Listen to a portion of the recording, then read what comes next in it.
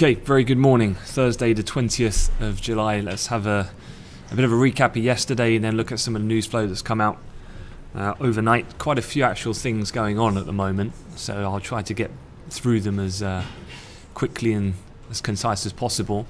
But a recap on the close, it's going chronologically on Wall Street, where we finished up in the S&P 0.5%, the Dow up 0.3%, the Nasdaq up 0.6%, and so the Dow, slight laggard, but again, positive territory into record highs once again.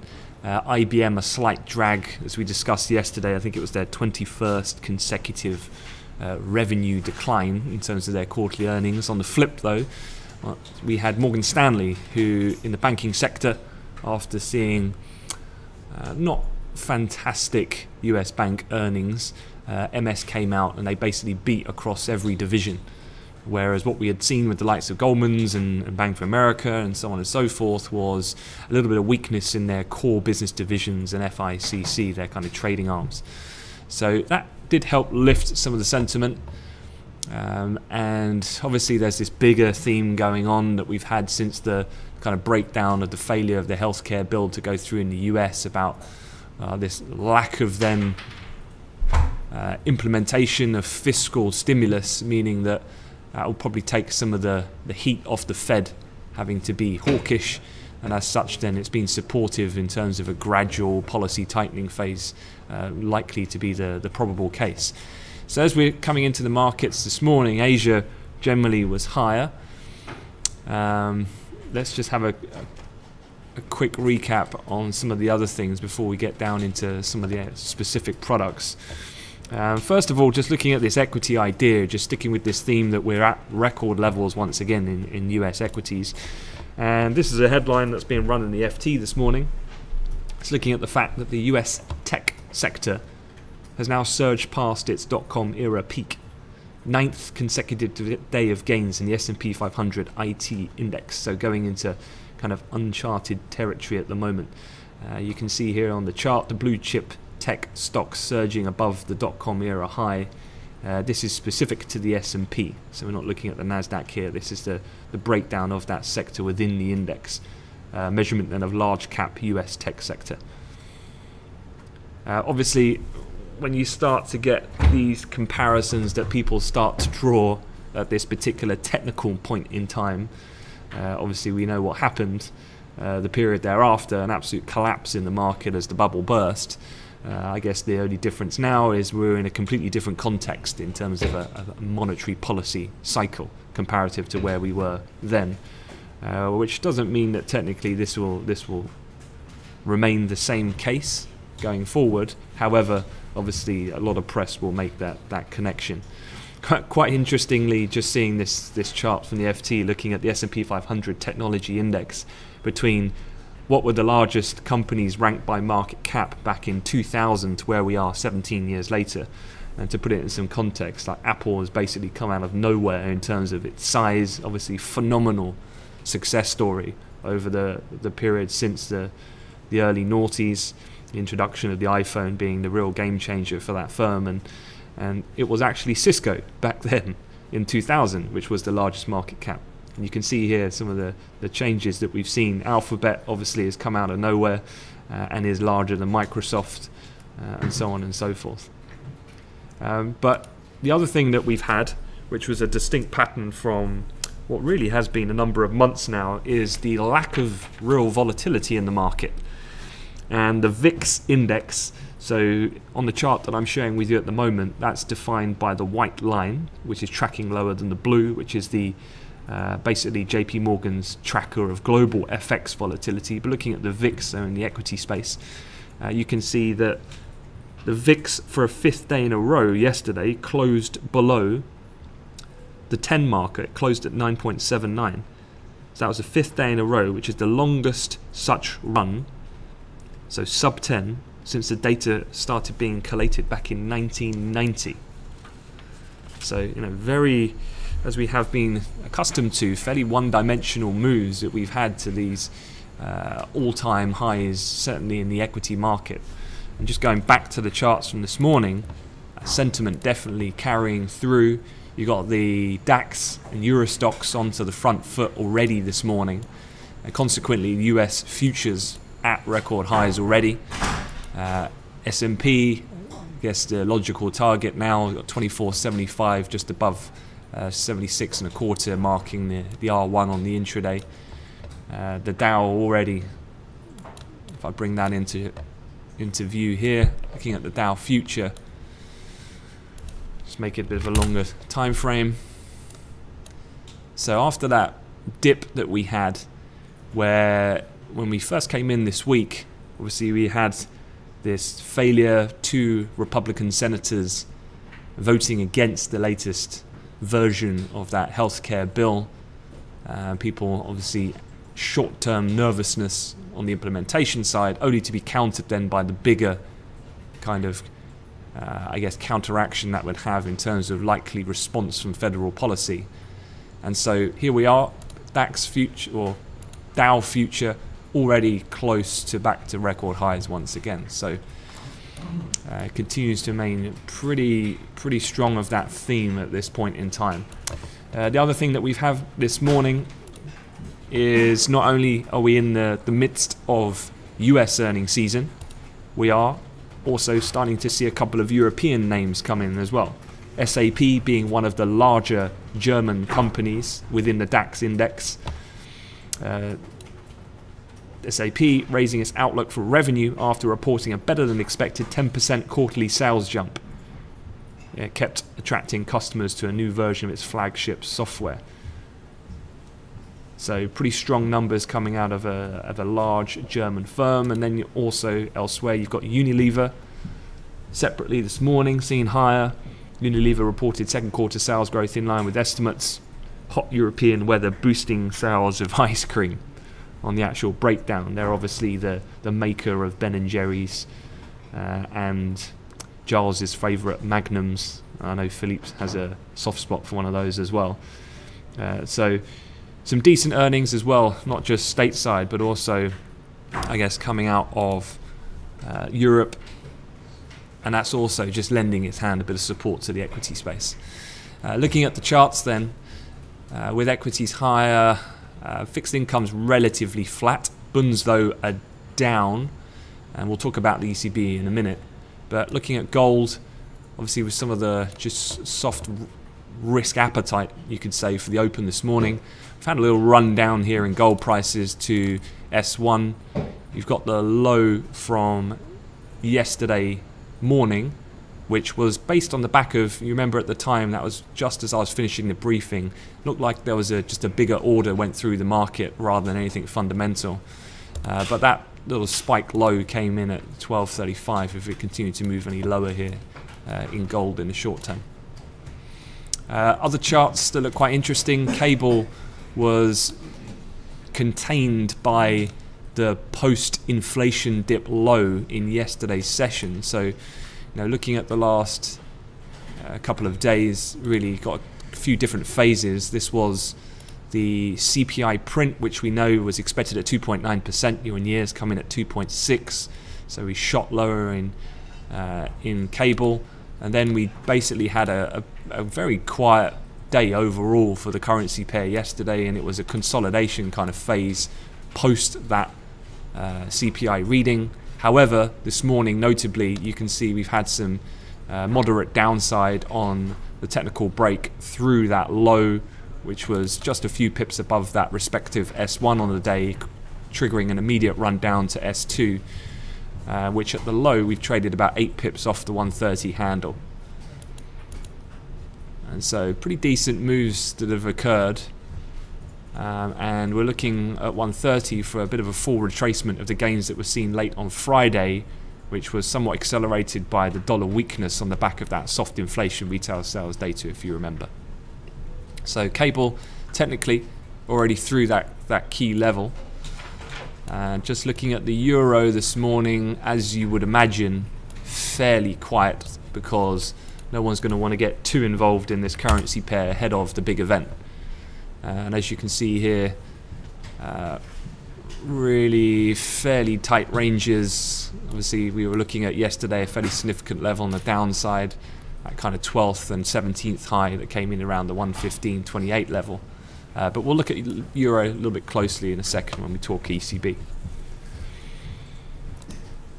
Okay, other overnight headlines just to get you up to speed on. You had the Bank of Japan interest rate decision overnight. No real surprises there, but they did come through, and as the headline suggests, they've cut their inflation forecast.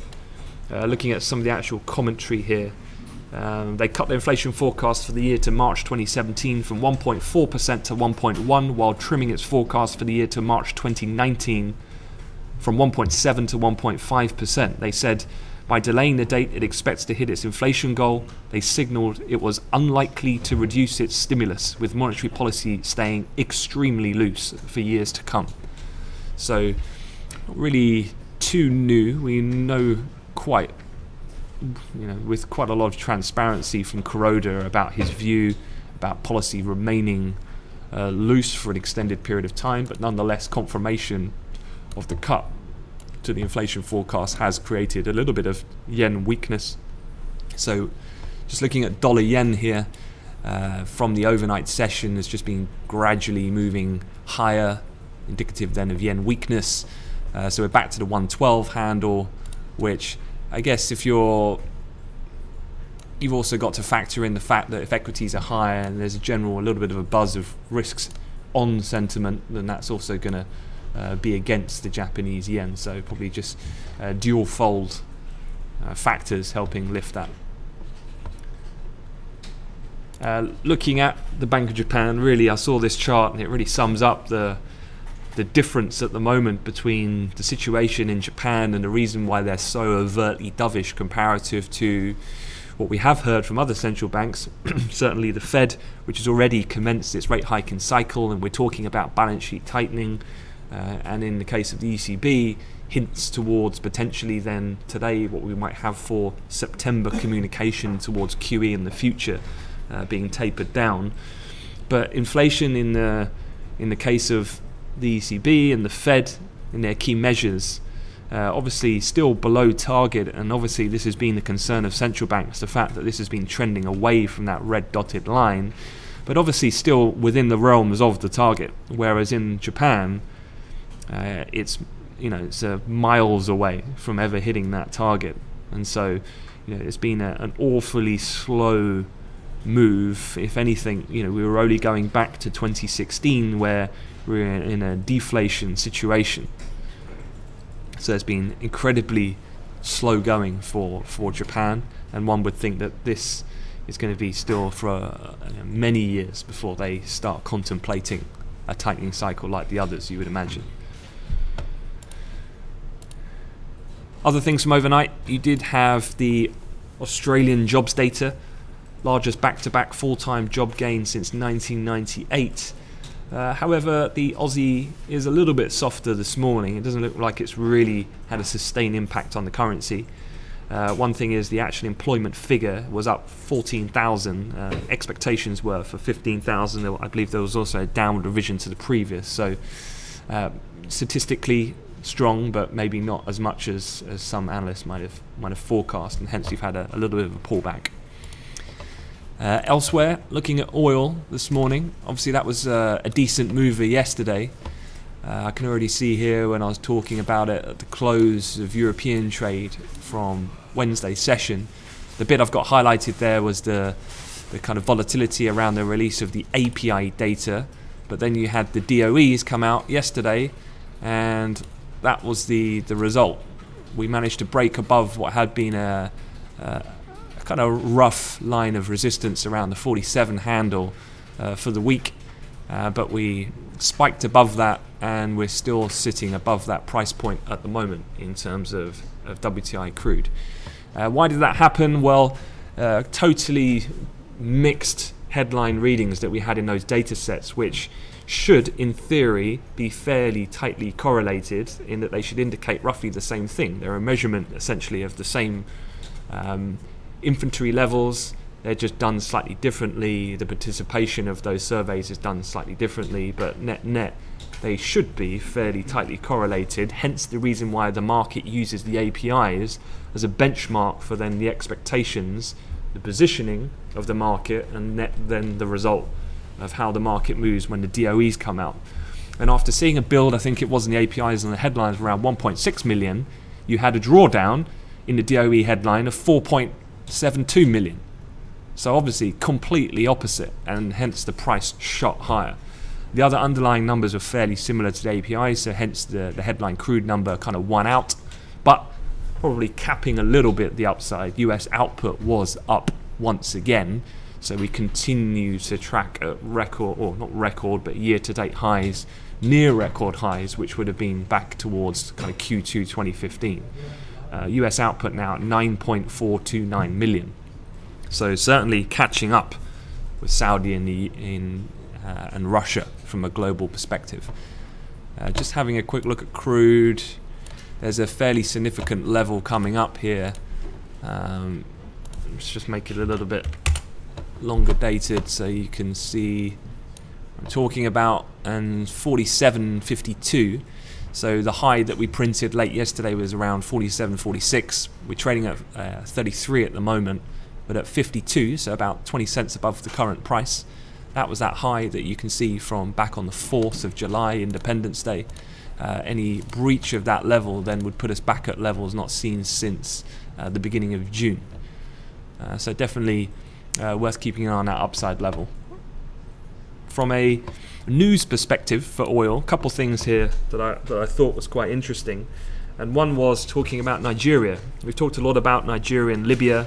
They are the two countries exempt from the OPEC cut deal because of a lot of the internal political situation, civil situation, which has dampened their ability to be able to produce anywhere near full capacity. But just some fairly interesting statistics I saw in reference to Nigeria. Bloomberg running a story about Nigerian oil thieves to keep a lid on output even as bombs abate. And so what they're suggesting here is that really, let's go down to this chart and it'll probably tell you a bit of a better story. Well, before I go actually into this chart, what I like to do is when I start talking about anything that involves geography and certain areas, I like to just go on Google Maps and get myself a little bit more familiar of the area, so I can get a sense of, you know, the kind of lay of the land, so to speak. So Nigeria is where we're looking at, and if we start to zoom in, this is really the key part of where the production and their oil fields are situated, is in the Niger Delta, which is in the southern part on the kind of coastal side. You have what's very key, and names you're probably familiar with if you follow oil closely, which is Port Harcourt and then Forcados, which is the main terminals and the transportation of crude going in this area. Now if we start to go back to that graphic, it'll probably make a bit more sense then of what we were just looking at here on this world map on the right. But what tends to happen is saboteurs constantly attack oil and gas pipelines in Nigeria's Niger Delta. To give you a bit of an idea, what often happens then is there's pipeline networks that are connecting some of the flow stations from the various different oil fields, powered by the Afan plant, and it goes through the terminals to the Forcados terminal, where then it sees some seaborne transportation. Now what tends to happen is these pipelines get disrupted by militants who either blow up the pipeline, or just imagine you ciphering off a little portion of oil coming out of a large network of pipelines. Well, to give you an idea, as much as 30% of oil that's sent via pipelines through the Niger Delta apparently is stolen by militants. 30% of oil. Keeping in mind that the average person in terms of amount of daily expenditure to live their life in the Niger Delta, which is about 33 million people, is $2 a day. You've got crude obviously trading $50, and they're ciphering off 30% of nearly 1 million barrels per day of crude per day. You know, what a situation that is in. So obviously this is a much deeper political level issue in Nigeria that's been going on for for an extended period of time and is unlikely to change swiftly.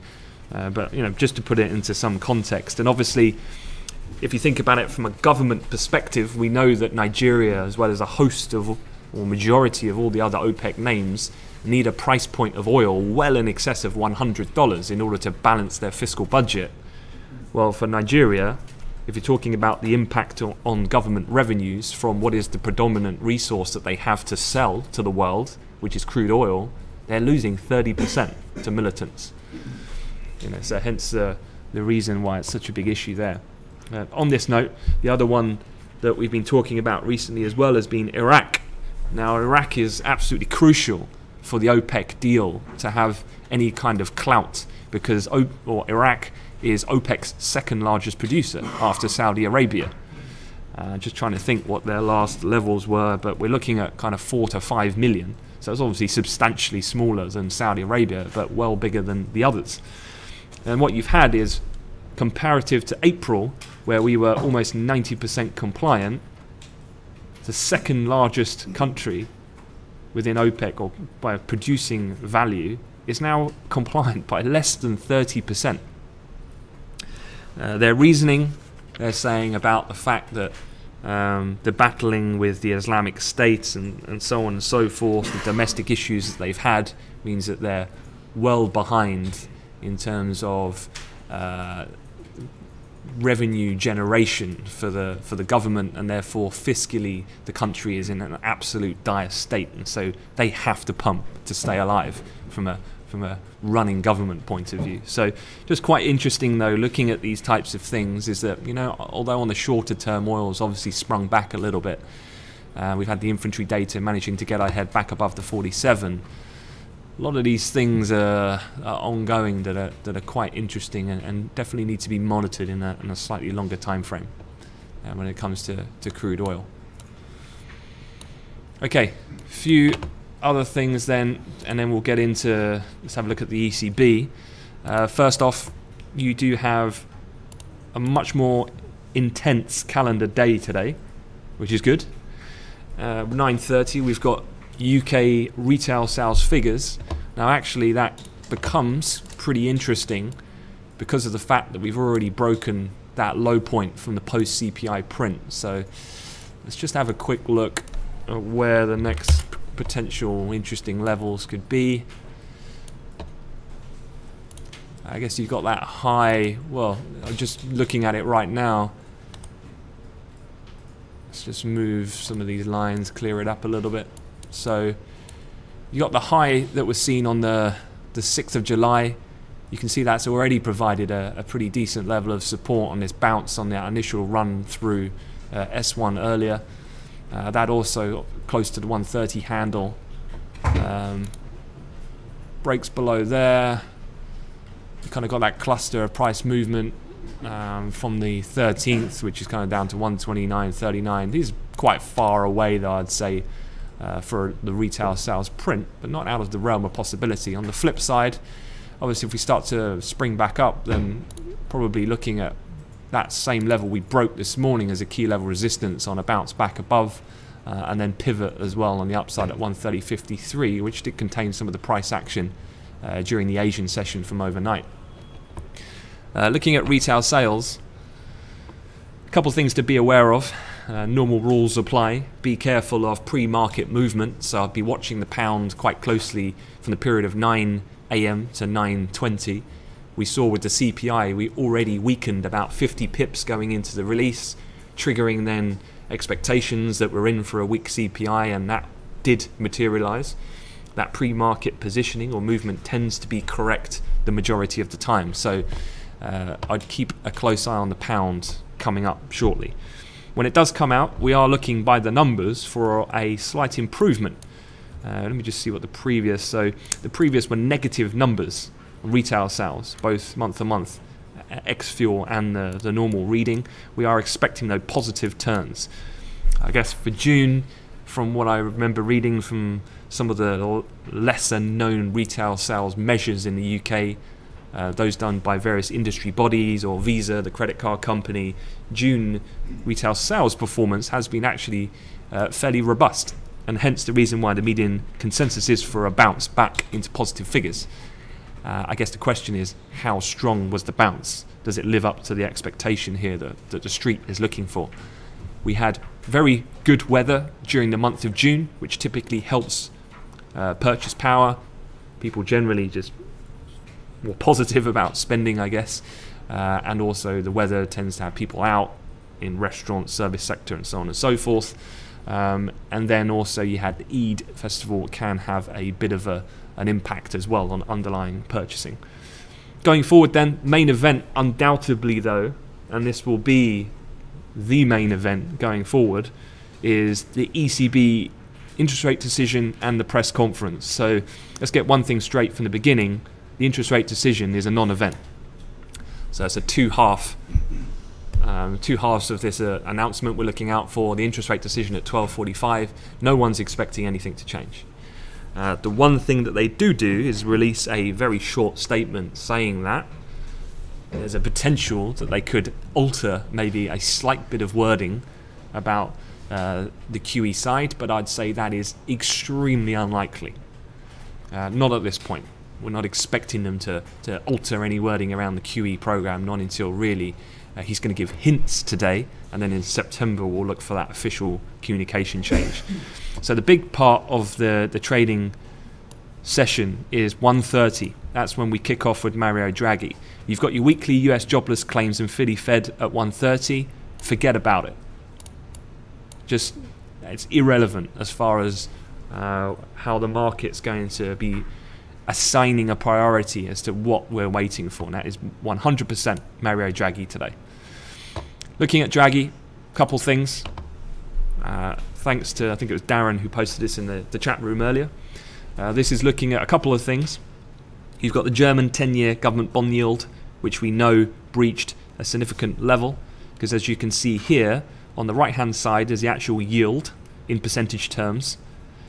And 0.5%, as you can see, capped the top of kind of early March and January highs. When we broke 0.5% then, kind of double top, caused a decent breakout on the upside and yields to move higher. The trigger point of this move, obviously, was Centra, that press conference that Mario Draghi gave alongside several other key governors of other central banks in Portugal. And it wasn't really that he was outright specifically hawkish talking about policy. It was just he was so bullish about the economic prospects and how confident he was. Very upbeat speech. Market thought, wow, he's really going to start getting serious about this tightening issue, or at least removal of such an accommodative ECB stance. Yields shot higher in the periphery and in the benchmark yields. And then if we look at some other charts in particular, this is the euro currency. And the euro currency is very interesting actually, about looking at where it is at this present point in its positioning and to how then it might react later on today. So let me see if I can just pull this chart up. Well, I'll just stick with you get the sense of what I'm talking about with the graphic here that Bloomberg have provided. And essentially, there's two key points here back in 2015, 2016, when we've got above 115 in euro dollar. We trade 115.37 right now, this morning. Every time we've got to that point, it's proved to be the turning point where we then see a considerable downward trend commence thereafter. Now, given the way that the euro has rallied so aggressively, particularly more recently, one would imagine then that the bigger trade today, let me just have a look, flick back to the chart so you can see what I'm talking about. The bigger trade today is a dovish Draghi, because if he comes out and actually, now that inflation maybe isn't quite so on a recovering trend, this reflation word that he used last time, if he's not so confident, we've had such a strong rally in the euro currency, there is plenty of scope for downside. I would say the upside is probably lesser compelling from a market movement point of view. Certainly when that Centra conference happened, I'm trying to think the exact date of when it was, but kind of looks pretty good to make the assumption that that was this move here, because that was when we had a really phenomenally strong rally on the intraday in the euro currency at that point. But we've rallied from when Centra happened and he made the hawkish comments, 112.36 all the way up to 116. You know, can he remain still confident at this point with what he wants to deliver? A couple of interesting things I heard from Deutsche Bank this morning, and they've said that really Draghi here, if he doesn't really say too much, then it could be fairly quiet until then the Jackson Hole Symposium. Remember, he said for the first time in 3 years last week that he's going to be speaking at that key event at the end of August. So that could also be used. You can see then this is complete 101 of central banking. He's already starting to identify these key events where he can speak at, because he knows if he's to manage correctly, i.e. cause the least amount of volatility, but communicate that he wants to start tightening monetary policy, he needs to be extremely careful and cautious about how he goes about that, because there's obviously a fear of a taper repeat tantrum of what we had with the Fed, where after years and years and years of QE, when they first started talking about taper, the market really didn't like it.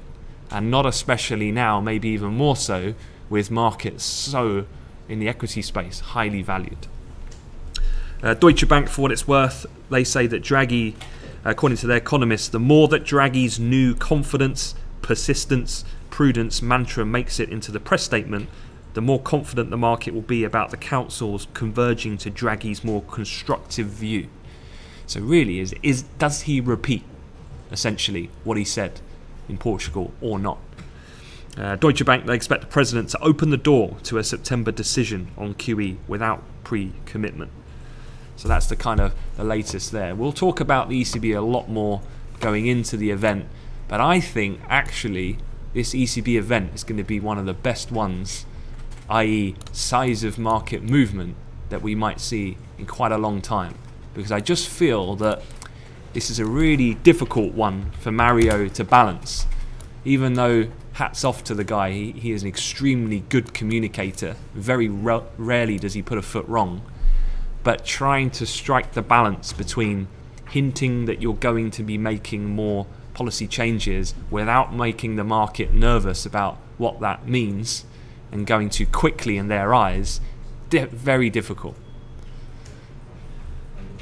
Finally, just to wrap things off, as I always say, you can't not mention Trump in the morning briefing. So the latest here, and one that's to keep an eye on in the future, Politico, which is a very closely followed politics website in the States, they ran an article last night suggesting that Donald Trump is targeting a corporate tax rate in the 20 percentage point range. This is obviously a lot different from what Trump promised us a few months ago. His phenomenal corporate tax plan was a key rate would be cut to 15 with a 10% lower rate for multinationals for repatriation of money offshore. He's now talking about it will be in the 20s. So I guess unsurprising, another backtrack if you like from Trump, but potentially a more realistic goal for the administration after some of the 15% from 35%, one would think is too big a leap. The other thing is Trump has been in conversations, trade talks with China. They were underway yesterday, and US and China cancelled their press conference scheduled for the end of the day. So obviously the press making a bit of a mountain over a molehill, I feel, but have said that obviously after their honeymoon dinner meeting they had a few weeks ago, all of a sudden now it seems like they're not quite seeing eye to eye, and obviously the key turning point here might be the fact that US have been very pushy on the North Korean issue, which China doesn't particularly welcome too much. Finally, other things to look out for today is US earnings. Some of the bigger names that you need to be aware of. You have Microsoft, eBay, Visa, American Airlines, Philip Morris, just to name a few. So just be mindful when some of the larger cap ones come out. Okay guys, gonna leave it at that. I can see the dollar's seeing a bit of further strength, and the pairs are still remaining under a bit of pressure here. Cable, quite interestingly, as I've just been speaking, breaking through that level we were just looking at a moment ago. So 130 now being tested here in cable. Obviously, I'm sure there's going to be rumours about weak US or weak UK retail sales reports. Again, that data comes out in about 20 minutes. But if you think about it, if you've got lower inflation, less need for the Bank of England to hike, retail sales confirming a lack of confidence for UK consumers to spend, a lack of progression on Brexit talks, the case is getting quite compelling for a short sterling trade at these types of levels. All right, guys. Good luck today on the ECB in particular. I'll be in the chat room throughout, so any questions, please let me know. Have a good day.